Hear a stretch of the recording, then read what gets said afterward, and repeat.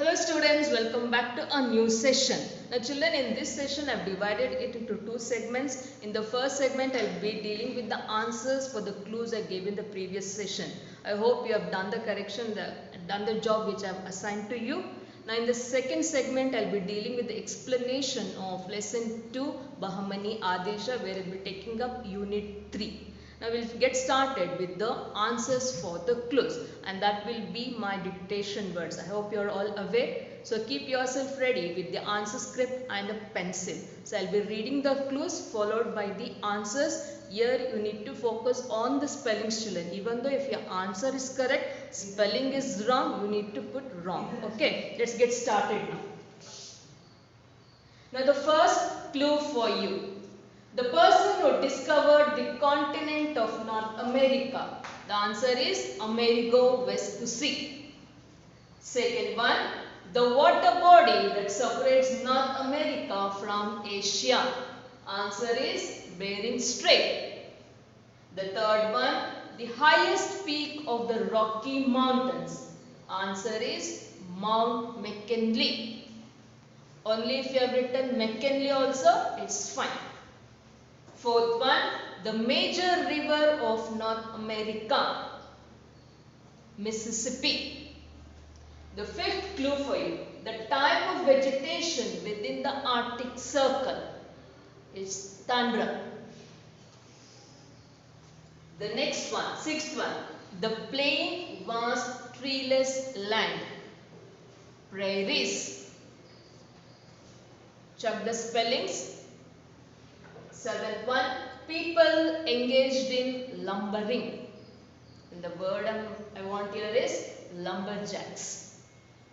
Eighth one, first inhabitants of the continent, Europeans. That will be my eighth word, children. The ninth clue, the land link between North America and South America, Isthmus of Panama. You need to write all the three. Isthmus of Panama, the entire thing. The last word, the imaginary line that passes through the continent in the south. And the 10th word will be Tropic of Cancer. Check all the words once again. Give marks for yourself. If you have got 10 on 10, excellent. Those who have got less than 5, they need to work little harder and practice the spelling. Now we'll get started with the second segment, children. Okay children, now we are into the second segment where I told I'll be explaining the second lesson of unit 3 Bahmani Adil Shah. Children, can anybody recollect what I explained in the first 2 units? Okay, now in this unit I'll be taking up the contributions of the 5 Shahi dynasty. Now the main reason for the Bahmani kingdom which brought a downfall was the incompetent rulers and the weak successors. So once that was the reason, this led automatically to the division in the Bahmani kingdom, and that led to the formation of the 5 Shahi dynasty. Now which were those 5 Shahi dynasties? On the slide you can see, children, there is a map followed by the names of the 5 Shahi dynasty. Now towards the South India, the entire stretch of South India was occupied by the Vijayanagar Empire, if you can see on the map here. And towards the north of the Vijayanagar Empire, we had the entire Bahmani kingdom. It was occupied by the Bahmani rulers. But later, because of the weak successors, it led to the downfall, and each one of them started ruling independently, and those 5 Shahi dynasties were Adil Shahs of Bijapur or Vijaypur. They were the first and the most dominant one. The second one being Barishas of Bidar. Third one being Qutub Shahs of Golconda. Fourth one Nizam Shahs of Ahmednagar, and the last one being Imam Shahs of Berar. Children, if you can see on the map here, this is the split up of the Bahmani dynasty. In the first one was Adil Shahs of Bijapur, and in the center you can see the Bidar dynasty followed by the Golconda dynasty, and on the top it was the Berar, and this was the Nizam Shahs of Ahmednagar. So these were the 5 Shahi dynasty. Now I'll be taking up each one of dynasty and their contribution, the founder of that particular dynasty in detail. Now, the first most important Shahi dynasty were the Adil Shahs of Vijaypura, the present Bijapur. Now, this was the first dominant dynasty, and credit goes to this dynasty because of the kind of contributions they made in the various fields. And this dynasty alone ruled for almost 2 centuries, that is for 200 years they ruled. And who was the founder of this dynasty? It was Yusuf Adil Shah. He was the most dominant ruler or the first most prominent ruler of this particular dynasty. And his period was from 1489 to 1510. The kind of contribution he laid or the foundation he laid for the Adil Shahis is something noteworthy. And there were certain features of this particular king. First one, as I told, he was the founder of the dynasty, and the second most prominent feature was that he was a good administrator. As a king, as an administrator, he was a role model to his successors. Another important feature was that he was religiously tolerant towards other religion. Being a Muslim dynasty, being a Muslim king, he was religiously tolerant to the other religion. He wanted everybody in his kingdom to live like brothers and sisters. So that was one of the main features of this particular king, being a founder himself. The second most prominent ruler of the Adil Shahis was Ibrahim Adil Shah II. And his period started from 1580 to 1626. After the founder Yusuf Adil Shah descended from the throne, he was the second most prominent ruler. And to his credit goes the contribution, especially in the field of art and architecture. The kind of monuments that were built during his period is something which stands out for the Adil Shahs of Vijaypur. Now, what were the main features or certain characteristics of this particular king? The first prominent one was, as a king, he expanded his kingdom and thus became rich also. So once he expanded as a king, there was a rule, children, in olden days. Once the king defeated an enemy, the enemy king had to pay certain amount to the victorious king. So that added to the revenue of the administration.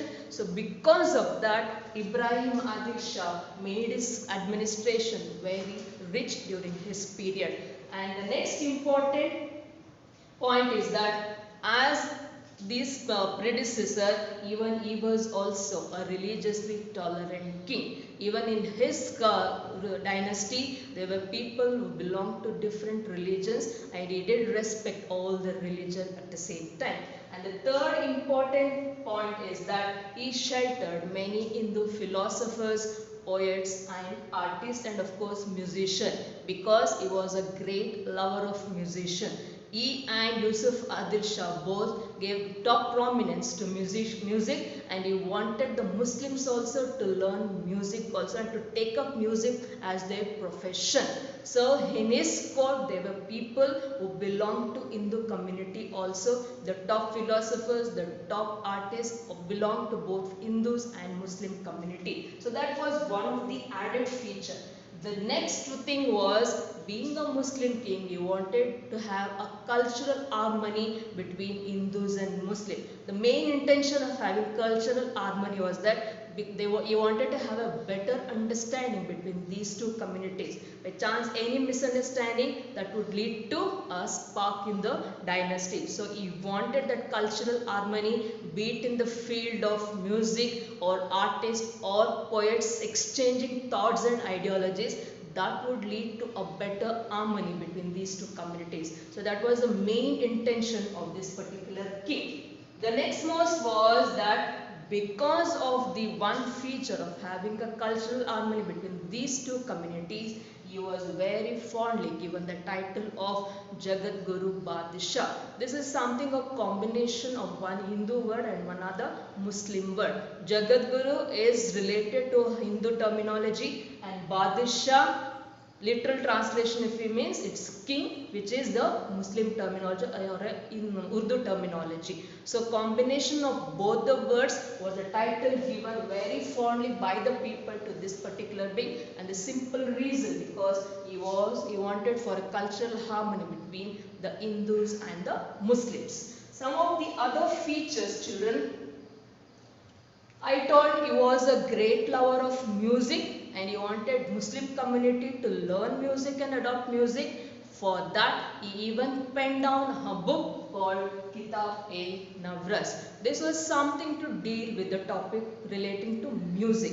And I say Kitab, if you translate it is a book, and Navras is something, the notes which we get from the music, all the 9 notes. And in fact, he took all the important ideas from different music school of music and made it one book just to benefit the Muslim community, which later the people also started taking music as their main occupation also. So another standout of this particular book was that the opening sheet of the book had the pictures of Hindu god and goddesses. Now which were those pictures? It had pictures of Ganapati, Saraswati and Bhairava. Ganapati, you all know, is the lord for protector or a mentor, and Saraswati is the goddess of education, and Bhairava of course is strength, goddess of strength. So all these pictures were the opening sheet of this particular book.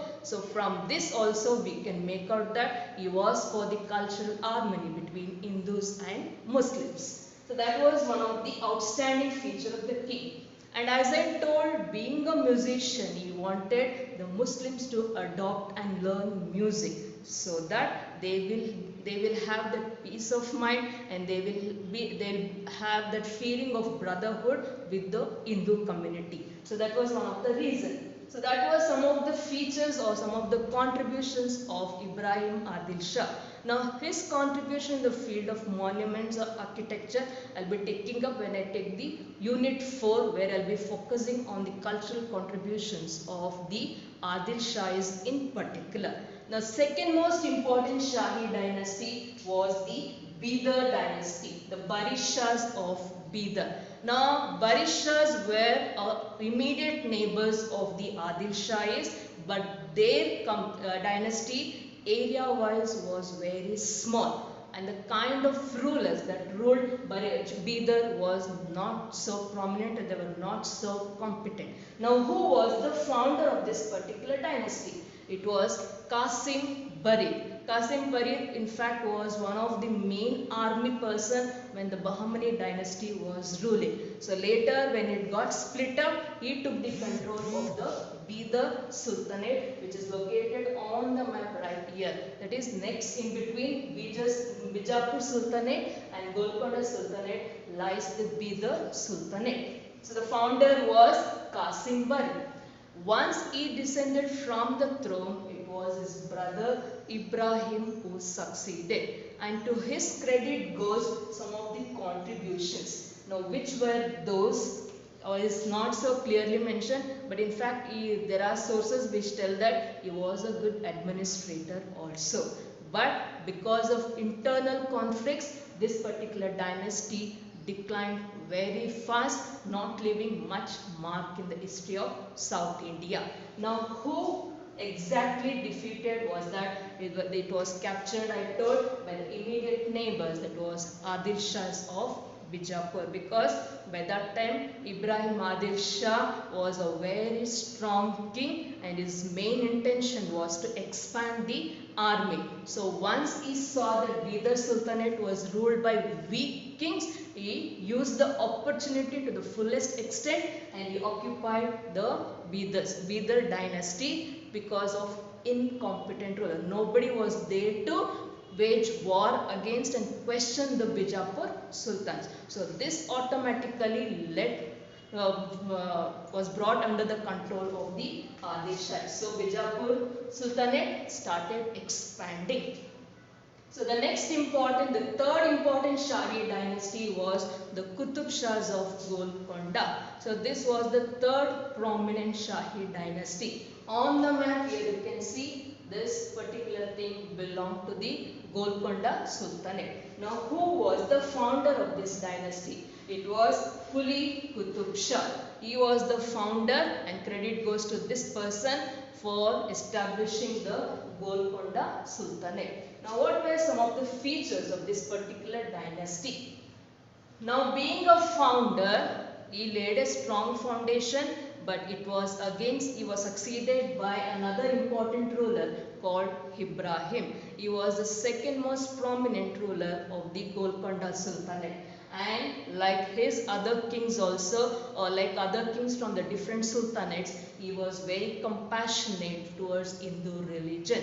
So he wanted again the Hindu community and the Muslim community to live like brothers and sisters. And why we say he was compassionate towards Hindu religion? The third point will tell for us. What is the third point? That he had many officers in the Hindu administration. So that was one thing which made this person being compassionate towards the Hindu religion. So, and the next one was Golconda was the capital city. As you all know, they started ruling from that particular city. He started beautifying this city. The entire city was beautified under the leadership of Ibrahim, who was then the king of the Golconda Sultanate. Once he started beautifying, he had the option of changing the capital city also. So from Golconda, he shifted the capital city to Hyderabad. So that was the next important thing he did as a king. This he did in the year 1589. He changed the capital from Golconda to Hyderabad. So when I say Hyderabad, it's the capital city of one particular state in South India, which you should all be familiar with. So, and this is also a neighboring country for our state, that is Karnataka. So when I say Hyderabad, so many monuments will come to your mind, right? So Hyderabad was the latest capital of the Qutub Shahi. And the last most important point was that again Ibrahim was succeeded by incompetent rulers. So because of this, the Mughals, who were making a mark left in South India, made use of this particular situation and defeated the last incompetent ruler of the Qutub Shahis of Golconda, and this dynasty came under the control of the Mughals. So before that, Bidar was occupied by whom? Yes, Adil Shahis. And Qutub Shah of Golconda, this dynasty came under the control of the Mughals. Mughals by that time becoming very, very strong. They were facing stiff resistance from all this dynasty. That is the reason why they waged war against the Qutub Shahs of Golconda. The next most important Shahi dynasty was the Nizam Shahis of Ahmednagar. Now this dynasty also went on to become very strong because of one ruler, that was Malik Ahmad, who was the founder of this particular dynasty. So even Malik Ahmad also was one of the important ruler when Bahmani kingdom was at its peak. So once it led to disintegration, he became independent as a ruler of the Nizam Shahis. And few other points for this dynasty or for this particular king was that he took Daulatabad under his control. Now when I say Daulatabad, children, here one point which we have to refresh here is that this Daulatabad was one of the main Islamic center under the Bahmani kingdom. This was the city which was imparting education for the people when Bahmani or Muhammad Gawan was ruling the Bahmani dynasty. So this city came under the control of the Nizam Shahis of Golconda. Then one more thing again, even though his main intention was to expand, he did for that, but later he was succeeded by very weak rulers. That's why the contribution of the other Shahi dynasty doesn't stand out so much, because they were not ruled by very strong rulers like the Adil Shahis. So once it was succeeded by weak rulers, Automatically in the year 1637 it was acquired by the Mughal king, that is Shah Jahan. I told you once again, I am repeating, the Mughals by that time were starting to make their mark felt in South India. So once they saw the situation that weak rulers were ruling the dynasty, they took advantage of that and started acquiring the regions one after the other. So which was the first region they occupied? Yes, it was the Golconda, Qutub Shahs of Golconda, and the next dynasty which came under their control was the Nizam Shahs of Ahmednagar. So the last important dynasty which emerged, or the last important Shahi dynasty, was the Imad Shahs of Berar. This region also area-wise very small, contribution was also not so much, and even the kind of rulers that ruled this dynasty didn't stand out for any of their contribution.